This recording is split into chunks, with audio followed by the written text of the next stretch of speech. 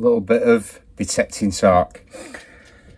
We'll get on to the performance of machines and how you can see the performance of a machine. Now, going out on in fields and detecting, you can't see the performance of a machine, believe it or not, because you don't know if that target you found was a tricky target or an easy target. Well, you can if it was a big coin, easy target. Clean land, easy target. So the only way you can test the performance of a machine is to set up, like scientifically, a test like they do in labs, stuff like that. So a test bed. Now, I know people go on about leaching into the ground and this, that and the other, halo effects. You don't get halo effect on ploughed land. Halo effects all depends on the moisture of the land, and also silver and gold doesn't give a halo effect. So we can test on silver and gold in the ground, can't we? Mine have been buried for 2 years, so there will be a bit of leaching into the ground, and I can tell there is a bit of leaching because the signals are getting stronger. Like very wet ground, my ground, where my test garden is. When it rains, there's a bit of a puddle on it. So it all goes on with the clay line as well, with how much moisture is in that ground. If the clay line's down here of the ground, the moisture is going to be spread more. But if the clay line's higher, there's got to be more moisture in that area. Having a test garden, you know where the item is, how deep it is, what that piece of ground is like, and where the iron is. So in my test garden, I've got a lot of tricky signals. Out in the fields, you could be going over and over and over, and you'll find something. An £1,800 detector will find something. A £1,400 detector will find something. A £2,000 detector will find something. A £300 detector will find something. A £500 detector will find something. But it's the tricky targets that you'll be missing. But because you're finding stuff, oh, it's great. It all goes on land as well. It all goes on the land you're on. You know, I find mostly Georgian stuff. Very rare I find hammered. Some people find hammered all the time. So in yourself, you're like, wow, it's a brilliant detector. But more than likely, any detector would have found that, especially on ploughed land. Pasture's a totally different ballgame, and that's what I detect a lot. Everything's deeper. The good thing about pasture is that you know when it was dropped, that has been there since it was dropped. So say a Roman coin that's been there for 1500 years. There might have been a bit of movement with the ground, stuff like that. But with ploughed, it's been moved about, booted about, this, that and the other. So it's lost its halo effect, but it's become shallower. The plough's brought it up. In pasture, it's deep, but it's got a halo effect unless it's silver. So a hammered at 12 inches, you might be struggling. But a copper coin at 12 inches, just say a Victoria, been buried there for 150 years, will pop.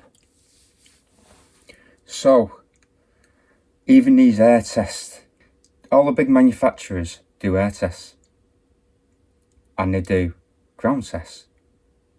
This is the truth, because they'd have to spend years and years and years and years and years and years in a field to find out if there's any problems with a detector, because they can't see visually how the detector is performing. If in air, one detector's getting just say you've got iron masking. If it's not getting it in there, then it won't be getting it in the ground. Trust me, because iron is the biggest leacher of any metal.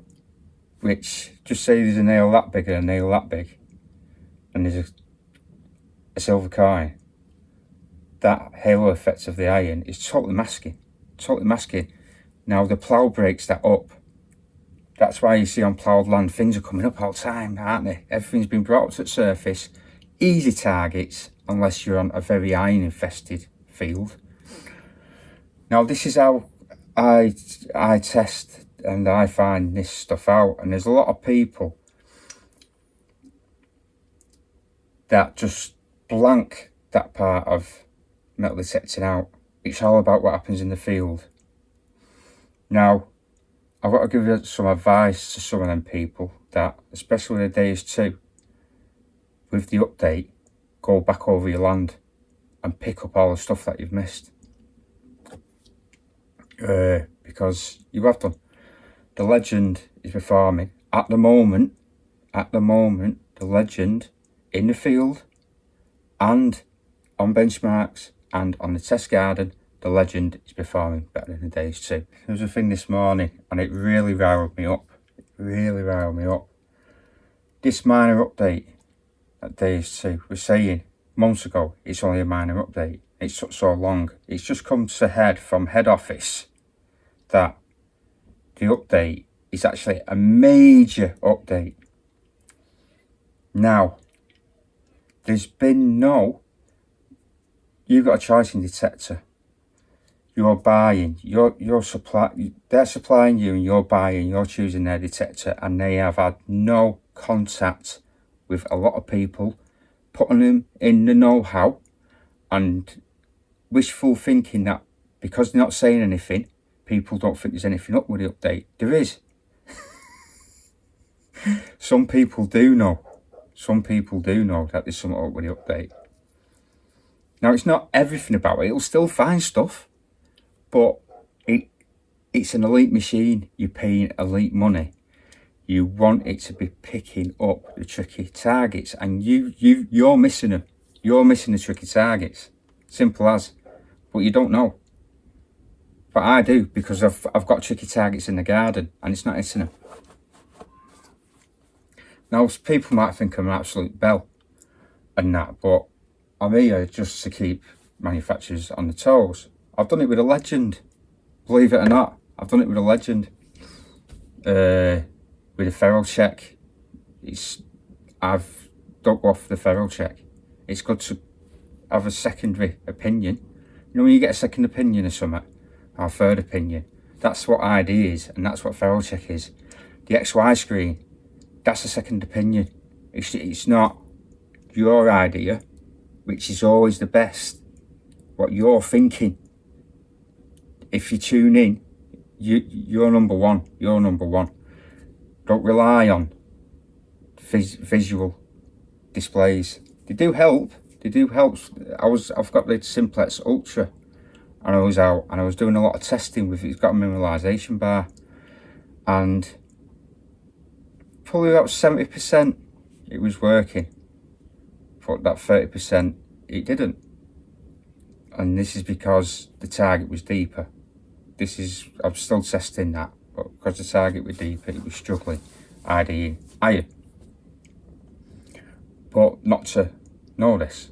Well, I've told them, and it's the same with the XY screen. It is just one of them things. It's not a 100% dig or don't dig with a ferrule check. It's, do you make your mind up? Now, I'm not a fanboy, but every manufacturer needs to look at Nocta and see what they do. They had a bad update, 1.06, it was bad. It got sorted 2 days later.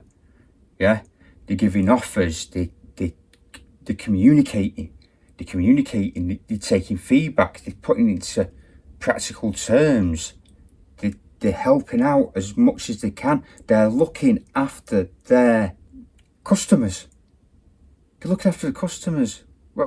Why are companies that are charging a lot more money not keeping people in the know-how of what's coming and what's wrong with their detector. They're hiding behind it.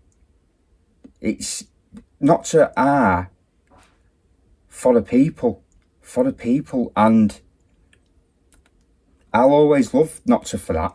I'll always love Nocta for that, because they are there and they're at the forefront all the time, sorting things out, where the Days 2 is still in beta.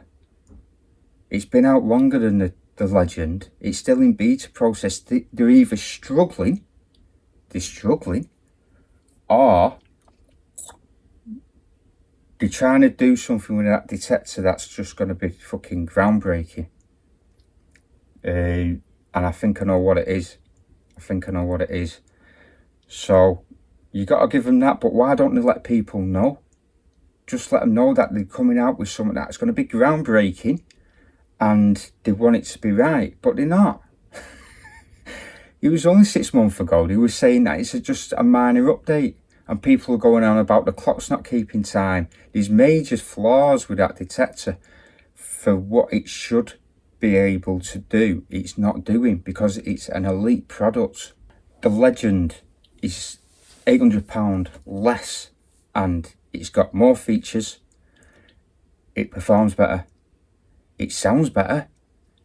You can put the Days 2 in square tones, which is very, very simplified tones. So if you're an audio guy, yeah, it's not really got the full potential of PWM. I can't quote on the Manticore, but I like what Mindlab have wound me up again when they've publicised the Manticore, and then they kept 2 secret detectors and released them without telling anybody. But the Nox 800 and the Nox 600 went on a deal at £200 discount, and then they released the Mindlabs 7 and 9. That was naughty. That was strategic and money making. Now that's just my opinion. And I try and keep it as real as possible.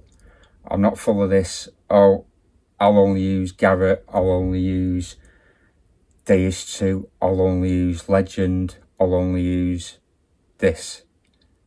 I had an opportunity of something and I chose not to take it, because I want to use any machine I want, and I want to say whatever I want about any machine I use. I don't want to pigeonhole myself into using one machine, and that's what you do if you become a detector or a nomad, etc. I think that's better for me, because I get to use a lot of machines. I feel sorry for the people that can't use loads of machines. They might use them, but they can't show it on YouTube, because it's a big no-no. Can't even talk about another detector. So that's what I want to keep for the channel, because I generally like metal detectors. I like to see how they perform. I like to see if I can find faults with them, this, that and the other. And I'm in it for the history as well. But my main thing is metal detectors. I really like metal detectors. And I like to try and suss them out, learn them. With the Legend now, I'm coming to a point where I need a new learning curve. The Days 2 is not a hard detector to learn. I've learnt that. A lot of people say it's really hard to learn and tune in, but so I want something like the Manticore looks a bit more like another learning curve, which I wouldn't mind jumping on, and that will be happening, just not yet. But I might even go back to a CTX, or is it an Atrix? They look like they've got a bit about them. An E-Track, you know something that's got a bit about it. I could do the Legend now with me with the eyes closed. I just need a new learning curve. Just keep me going, keep me ticking. So I'm sorry about a long video. It's just, I just want you to know what the channel's about, and hopefully you'll stay tuned after what I've said. Now before I go, if you're into doing testing and stuff like that, there's one book you need to have. this. Now, I'm not getting any kind of money for publicising this, but I have learnt so much. I've highlighted important stuff. I've learnt so much with this book. It's kind of the Bible. It goes along with, I've read this front to back. This is a very good book, an excellent book, not just about the legend, but about reasons why, and it's like the tonal selections. I've learnt a lot with tonal selections, and I put it into one of my videos. That's Clive Clinick's book, and he's been doing it for 40 years. So I've only been doing it for 2, but I research. So his old school has made me understand and be better in a short period of time. 40 years of work has gone into that book, and I've picked it up and I've read it about 4 times, to tell you the truth. That sounds sad. Got me fines, books and that for my history, but really it's down to, obviously, the legend manual, read, and it's all gone in. Same with the Simplex Ultra. This is a Simplex Ultra one, which you're not allowed to see. So it's all there to take in. I know as guys, we don't look at instructions, do we? There was a few things with the Ultra where I didn't have the instructions, so I actually just made my own mind up what it was, and it was wrong what I was thinking it was, but I corrected that and I put another video out. Yeah, sorry Dilek. Yeah, it's good to have the instructions when you get a testing piece of equipment. So yeah, I'll leave it at that.